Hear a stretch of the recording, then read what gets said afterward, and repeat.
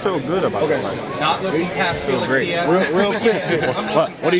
What can you expect from Felix? He gonna bring his A game. He gonna come prepared. He gonna be in shape. He's gonna fight hard. You know, he's gonna come prepared, ready, and I'm gonna do the same. And that's gonna make for a great fight. What can we expect from you, May 20th?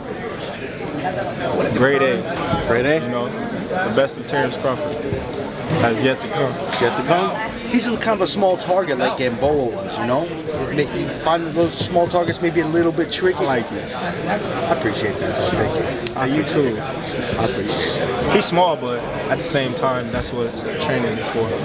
You know, you make your adjustments in training, and you get acclimated to the type of fighter that you fight. You learned a lot sparring from Tim Bradley too back in the day, right? When you were coming up, and I remember seeing a video that when you were coming up, when you were working with Bradley, you came to fight him. Right. Where like most of his sparring partners weren't trying to have that. You always had that hunger. You always, you know, whether it's sparring or whether it's in a pro match, you're just going for it all the time.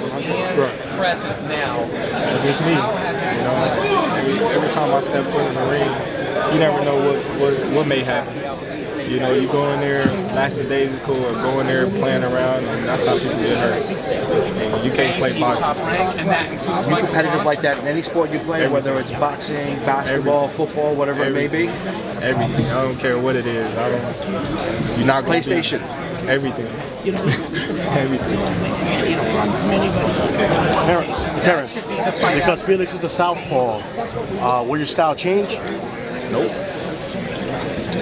I just work on getting myself better. I don't really, in a sense, work on what this guy do and what the type of fighter that I'm fighting. You know, I always said if I train to the best of my ability and make sure that all my loopholes is closed, then I'll be prepared for whatever he brings that day. Terence. Hey Terence, can you talk a little bit about your mindset after you got shot?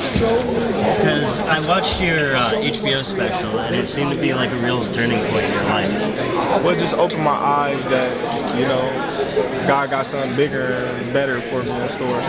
Terence and talking to this media. So I just basically got more focused and more dedicated. Do you think it's fate that you lived through that? Of course. Why wouldn't it be? Right on. Right. You know, we follow your Twitter feed and read a lot. You follow the other fights. We got another big fight coming up in England. It's going to be Spence, who's a great amateur over here, against Brooks. That's a tough fight for both of them. You know, I'm leaning towards Spence, but it ain't no walk in the park. A lot of people think Spence gonna go out there and blow that dude out the water. And it's gonna be a tough fight. I see it being a tough fight. And if he do blow him out the water, that's big. Speaking about fights over in the UK, you got your opponent, Ricky Burns, who was a great champion. He just wasn't on your level. And he's fighting in Nango, and they fighting for 2 belts. And you got 2 belts, so it's logical, right, that you'd want to fight the winner. But the thing I want to say was, you were in the, and then there with Burns already. With all due respect to Ricky Burns, he's just not at that level. I'm not even worried about that right now.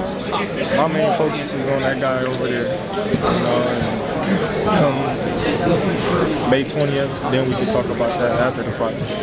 But right now, that's where my focus is at.